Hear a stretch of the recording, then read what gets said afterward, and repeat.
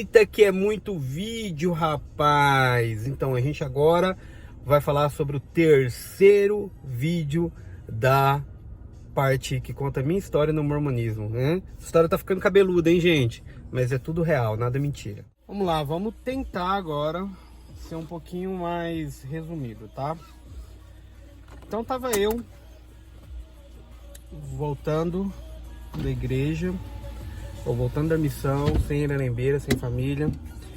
Fui morar na casa de um tio meu, que também já faleceu. Não deu certo muito eu morar lá, porque ele era da congregação cristã, daqueles bem rígidos, não tinha nem TV em casa. E eu tava, sabe, eu era 20 anos, 21 anos, eu tava, sei lá, no meio da minha vida, né? Eu queria, sabe, curtir e tal. Eles dormiam cedo, é complicado. Decidi mudar pra casa de uma outra tia minha e eu juntei duas coisas. Eu falei, bom, eu vou pra casa dessa minha tia, porque primeiro, ela mora longe da região onde eu morava, então eu não vou ter que ficar enfrentando a cara das outras pessoas da igreja que eu conhecia antes. E segundo, eu tiro umas férias da igreja, tiro umas férias, porque sabe, quando você fica um ano e meio que eu tava vivendo só aqui, você cansa, sabe? Eu vivia pra igreja, eu trabalhava pra igreja. Ser missionário é trabalhar pra igreja. Então eu falei assim, cara, quer saber, eu vou dar umas férias. E também eu precisava dar um up na minha vida, eu achava que lá ia ser melhor. Porque eu precisava fazer as correrias, porque eu tava querendo pegar meu passaporte pra mudar pra Espanha. Porque minha mãe tava lá, então whatever. Fui pra lá, fiquei acho que um mês sem ir pra igreja. Eu fiquei um mês sem trabalhar. Eu tava vivendo com o dinheirinho que tinha sobrado, vivendo as custas da minha tia e com o dinheiro que a minha mãe tinha deixado de... Não era fundo de garantia, acho que era de piso, alguma coisa assim. Era um salário mínimo. Cara, até que um dia eu cruzei com os missionários. Sabe, a coisa que eu mais senti... eu não contei um fato. O meu crushzinho, que eu tinha deixado antes da missão, sentou o pé na minha bunda, mano. Por quê? Porque não era o tipo dela. Não era fortão, não era popular, né? Não era bonitão. A gente é só amigo, não quero que você confunda sentimento. Tá, sei. Aí, beleza, cara. Eu sempre tive um problema de estima. Graças a Deus isso resolveu. Mas eu tenho um problema de carência. Por quê?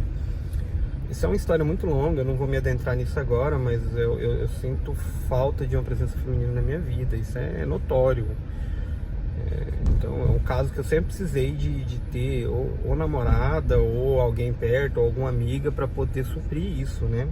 Eu não fui muito apegado com a minha mãe, nunca tive presença da minha mãe. Aí, cara, eu vou entrar num parque aqui pra terminar de gravar. Aí eu passei por isso. Fiquei esse um mês aí longe da igreja. E quando eu resolvi, entre aspas, voltar, não foi que eu resolvi voltar. Eu encontrei dois missionários da igreja, que eles vieram fazer o proselitismo deles. Aí eu tipo meio que dei uma enganada, né? Não sei o que, tal. Aí eles não sabiam que eu era membro, aí tipo, aí eles vieram com aquela conversinha mole, aí eu peguei e falei, não, cara, eu sou missionário retornado, voltei tem um mês, tá? Não sei o que, você tá morando aqui, eu tô na casa da minha tia. Não, frequenta na sala, beleza. Eu falei que não, que não sabia, tá? Eu falei, não, a gente tá precisando de ajuda pra ir visitar uma pessoa, tal, você não tá afim de ir? Cara, eu vou lá, vou ajudar vocês, né? Porque eu vi que eles eram um pouquinho despreparados. Fui, cara, quando eu cheguei lá também tinha uma outra missionária retornada que me apresentou a eles. Não era pessoa que eu não lembrava que era, mas eu já conhecia. E a gente conversou, tal, etc. Eu falei, não, vamos na atividade dos membros adultos solteiros, você vai gostar, que não sei o que. Eu falei, vamos, cara, não tem nada a perder, sabe? Acabei que fui. Aí acabei que voltei pra igreja. Mas eu voltei com aquele sentimento assim, cara, Eu acredito no que vocês pregam, mas eu não acredito mais na autoridade de líderes, né? Bispos, presidentes, etc. Eu não acredito mais nisso. No meu fundo eu não acreditava, assim, externamente eu acreditava, mas lá no fundo eu não acreditava. Acabou que eu me envolvi com essa menina que estava lá, missionária retornada. Isso é um detalhe muito íntimo, mas a gente meio que... A gente namorou. Com o passar do tempo a gente foi meio que pressionado a casar. A gente casou pressionado. E... Por que eu falo pressionado? Porque, assim, eu não gostava dela. Cara, ela era uma pessoa, assim, que me fazia companhia, que era necessário na minha vida, mas não era amor, né? Eu não tinha planos de viver minha vida com ela. Mas, não sei se vocês vão entender, né? Todo mundo tem suas fraquezas. Infelizmente, eu também tenho as minhas. E a gente tinha as nossas fraquezas. E a gente casou. Só que quando eu casei, cara, eu falei, cara, se eu tô na chuva eu vou me molhar, eu vou me fixar na igreja de novo, vou viver corretamente. Foi o que aconteceu, eu vivi corretamente na igreja, né? Mesmo tendo dúvidas de algumas coisas, né? E tudo aquilo que existia na minha infância, na minha adolescência, na igreja, voltou. Oratória, sentimento de liderança, etc. E com isso, na igreja é muito importante a questão dos chamados, né, cara? E com isso veio os chamados novamente. Logo depois disso que eu casei, eu fui chamado de secretário da ala, que é um cargo muito importante, porque você mexe com as finanças da igreja, e foi aí que eu comecei a ver algumas coisas. E enquanto secretário da ala, cara, mano, eu tive muito problema com o bispo na época, porque eu discordava de algumas decisões financeiras que ele tomava. E eu era uma das pessoas contra essa situação. Então, assim, dentro de uma ala, se vocês não sabem, quem toma as decisões a ala é como se fosse a congregação local, né? Quem toma as decisões financeiras são o bispo, os dois conselheiros e o secretário. Então, assim, nominalmente, a decisão ela tem que ser ou unânime ou tem que ser maioria.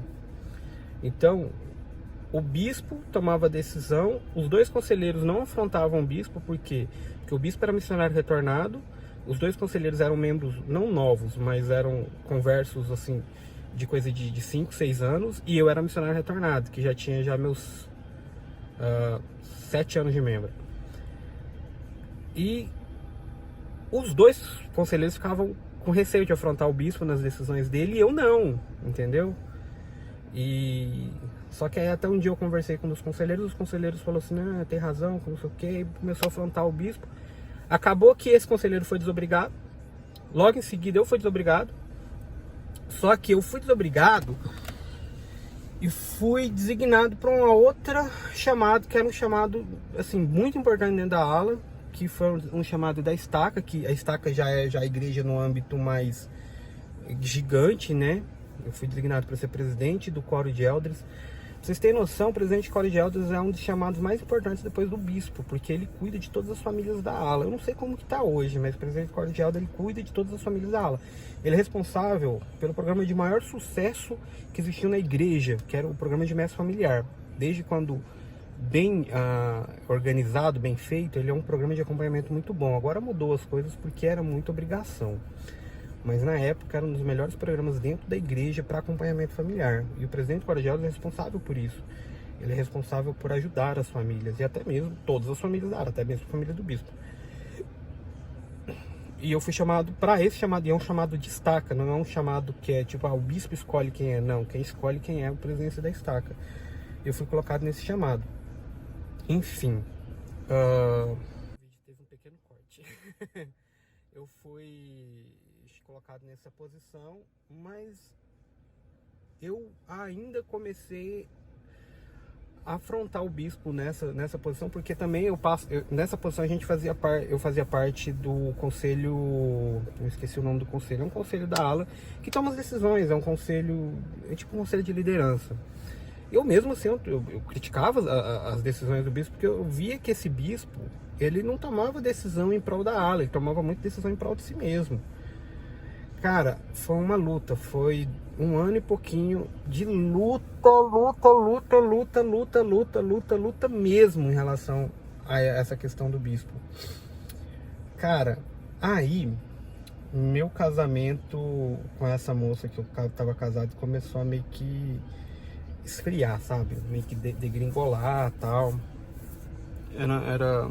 A gente passava muita dificuldade, porque eu não tinha conseguido terminar minha faculdade de administração. Não é que eu não tinha, eu estava estudando, eu estava na faculdade de administração, eu não era formado, então os trabalhos que eu consegui, Campo Grande é ruim demais para conseguir trabalho, era tudo trabalho como estagiário, ganhava pouco, né? Então assim, era horrível, era terrível estar casado, morando em Campo Grande, ganhava pouco, então por diversas vezes a gente tinha que precisar da ajuda financeira da igreja, era muito complicado, né? E isso complicava demais. Aí eu tive diversos problemas com esse bispo, diversos problemas mesmo, e ele solicitou por 2 vezes na estaca a minha desobrigação. Até mesmo eu fui desobrigado, e me falaram que foi pedido dele, ele pediu, né? Me contaram, falou, ele pediu